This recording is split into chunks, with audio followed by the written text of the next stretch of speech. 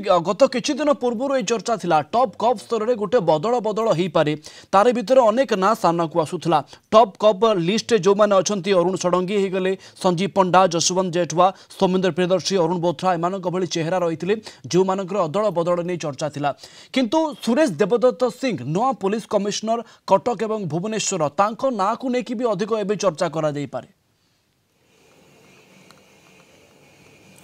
निश्चित रूप प्रवीण आप जहाँ कहते एस देवदत्त सिंह जे कि कटक भुवनेश्वर कमिशनरेट पुलिस नुआ पुलिस कमिशनर एवं तांको उपरे सरकार एवं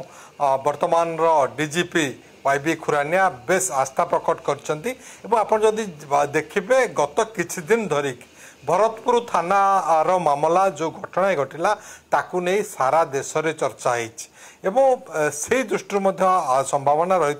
जे पुलिस कमिशनर को ये जो अदल बदल रे वरिष्ठ आईपीएस मानकर अदल बदल करा जाई पारे एवं ताहा ही हेछि एस देवदत्त सिंह नुआ पुलिस कमिशनर हेछन्ती एवं विशेष भावे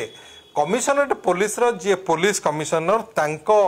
उपरे गुरु दायित्व थाए जेहेतु वीवीआईपी गस्त ठू आरंभ करी बा राजधानी भुवनेश्वर एवं क्राइम कैपिटल कटक को लेकिन ए अंचल गठित एवं कटक भुवनेश्वर पेरीफेरी अंचल गठित तेणु कमिशनरेट पुलिस रे किए मुखिया हेबे ताकू नहीं कि सबुबले चर्चा थाए अब विशेष भाव भरतपुर थाना रे जो मामला हला तापरे पुलिस कमिशनर किए होउचंती कहा उपरे गुरु दायित्व दिया जाउची ता उपरे नजर थिला एवं एस देवदत्त सिंह वर्तमान पुलिस कमिशनर भाव नुआ पुलिस कमिशनर भाव अवस्थापित होती एवं आपण जानी जो भली भाव में आपन को सूचना दौले आमर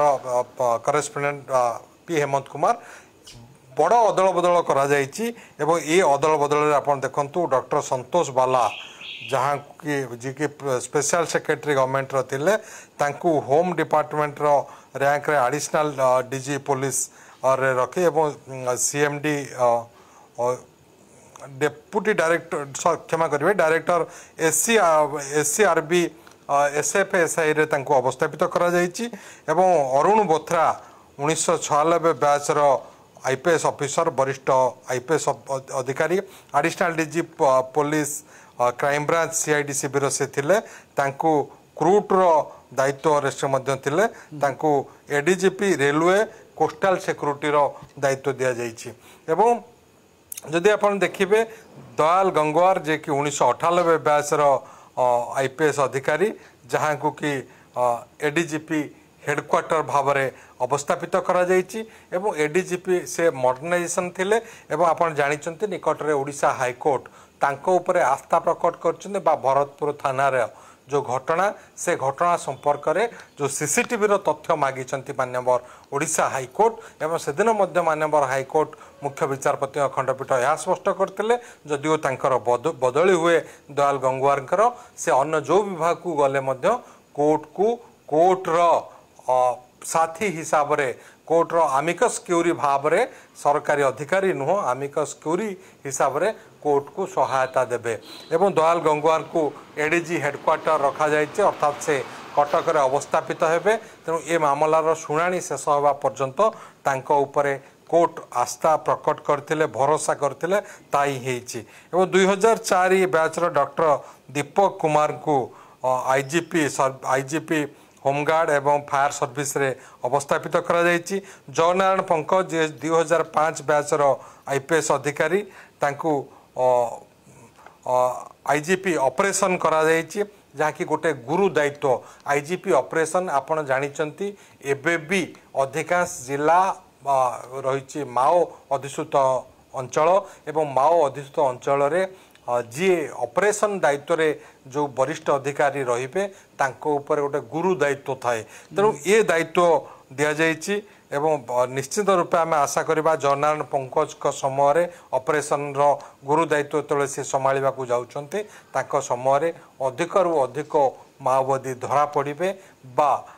नक्सलाइट कार्यकलाप ओडिशा रे कमिबो एवं से भली भाव आप देखिए यदि अविनाश कुमार जे कि 2007 आईपीएस अधिकारी तांको डीआईजी एसएपी भाव में अवस्थापित करा जायछि सार्थक षडंगी डॉक्टर सार्थक षडंगी 2007 बैच आईपीएस अधिकारी तांको डीआईजी साउदर्न रेंज ब्रह्मपुर अवस्थापित करा जायछि। नीति शेखर 2007 बैच रो ऑफिसर जहाँ की DIG south western range Koraput अवस्थापित करा जायछि एवं प्रकाश आहार जे कि डीसीपी कटक रे थिले से डीआईजी क्राइम ब्रांच भाव में अवस्थापित होइछन्ति। अखिलेश सिंह 2008 बैच रो आईएएस अधिकारी तांको डीआईजी ऑपरेशन भाव में अवस्थापित करा जायछि। आपण देखंतु ऑपरेशन रो गुरु भूमिका सबु बेले रही थाए जे ऑपरेशन रो आईजी बा डीआईजी रहिबे तांको उपरे गोटे आस्था प्रकट थाए उच्च अधिकारी बा डीजी पुलिस एवं एठी को विभाग रे को अधिकारी को अवस्थापित करा जायछि से संपर्क रे आपन को सविशेष सूचना पई आपन को धन्यवाद देबे।